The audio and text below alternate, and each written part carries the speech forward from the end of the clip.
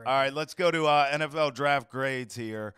You know, I already talked about I love this Patriots draft class. I really do. Now, I don't know, you know, obviously outside of Drake May, I don't know who's going to kind of rise to the top. And we look back years from now and say player X was an absolute stud in that Patriots draft. Certainly, we're all anticipating Drake May to be that. But there could be others as well, and we talked about a few of them here. So I would give an A to the Patriots right out of the gate. Not an A+, not an A-, just a solid A. You can be happy with that. And then I'm going Cardinals here. I mean, George, coming into the draft, this team had 12 picks, right? And so they had more picks than any other team. So I already thought coming into this, let's see what they do with all these damn picks, because that's a roster that has a ton of holes in it, George. And if you look at the division right now, the NFC West, yes, the 49ers are the standard, but how many more damn Super Bowls can you lose? I mean, all they do is win the division, top seed in the NFC, run through the playoffs, get to the Super Bowl, and lose.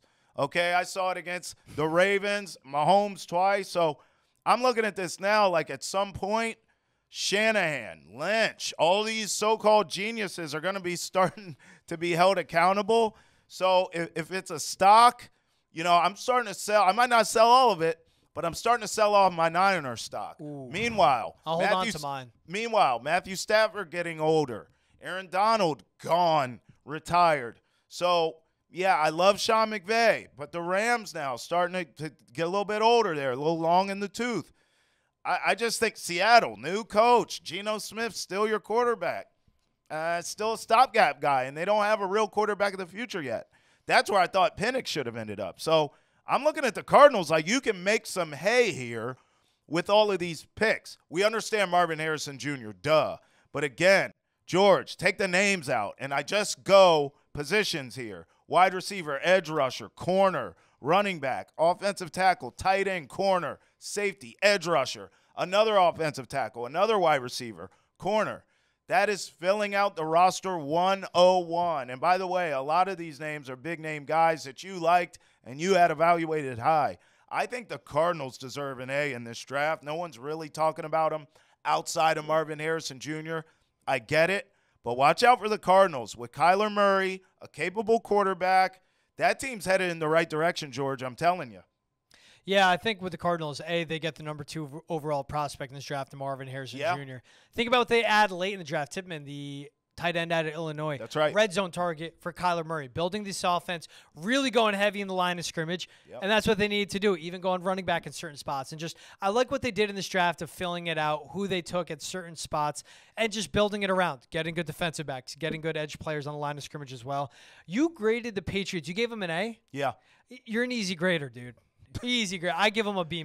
And I think it's with the Caden Wallace draft. You could have traded up, gotten Kingsley Suamataia. I think there were spots to be aggressive and times to sit back. A, Drake May, that's an A. I grade that draft pick A, obviously. You took the best quarterback available at that spot. Javon Baker, that's an A. But offensive line, I still don't know what your plan is at left tackle, and you're kind of years away. But, so that's why I give the Patriots a B-.